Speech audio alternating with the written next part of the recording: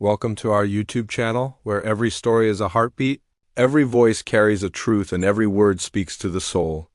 Today's story is one that still makes my hands tremble and my heart ache, a story of love, regret, and something far greater than luck. This is the story of how my mother's final prayer saved my life. I wasn't always the best son. I was stubborn, proud, and convinced that I knew better. My mother was the kind of woman who didn't say much, but her silence carried the weight of her sacrifices. She worked 2 jobs after my father passed away when I was just 8, and somehow, she still managed to keep a warm meal on the table and a calm smile on her face. As I grew older, I started pulling away. I wanted to live life on my terms. I hated being told what to do, even when her words came wrapped in love and concern. One rainy evening when I was 24, we had an argument, a bad one. I can't even remember what started it. Something petty, something stupid. She asked me not to drive that night. "There's a storm coming," she said. "Just stay home tonight, Beta." But I rolled my eyes, grabbed my keys, and walked out, slamming the door behind me. I didn't even say goodbye. I got into my car, angry and full of pride. Rain poured harder with every mile, blurring the road ahead. My phone buzzed. It was her calling. I ignored it. She called again. I turned the phone off. I didn't want to hear her voice. I didn't want to feel guilty.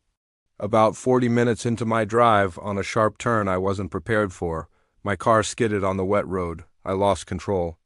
Everything happened so fast. The spin, the crash, the darkness. But here's the strange part. I didn't feel pain right away. I felt warmth. A strange, unexplainable warmth, like someone had wrapped their arms around me, shielding me from something worse. I couldn't move, but I wasn't afraid.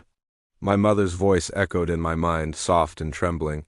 "Ya Allah, mir bait ko apni hifazit main rakna." I blacked out. When I woke up, I was in a hospital bed.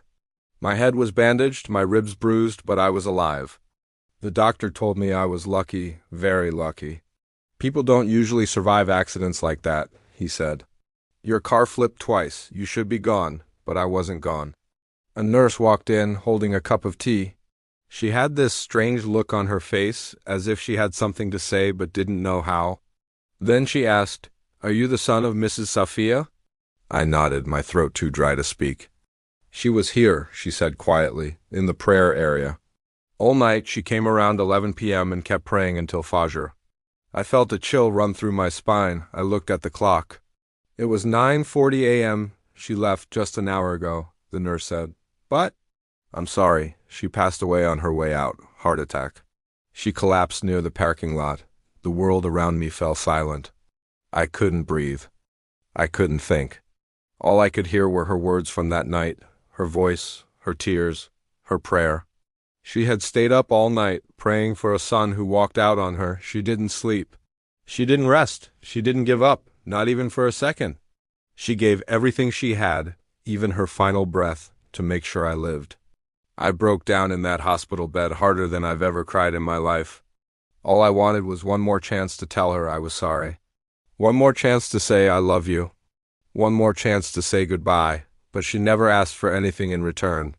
She never needed words. She just gave until there was nothing left to give. Today I live every day with that memory. That night changed me forever. I try to be a better man, a better son, a better human. And I tell this story not because I enjoy the pain of remembering, but because someone out there needs to hear it. If your mother is still alive, hug her. Call her, sit with her, listen to her. Don't wait for a moment that might never come. Because sometimes love speaks loudest in the silence of a final prayer. If this story touched your heart, please like the video.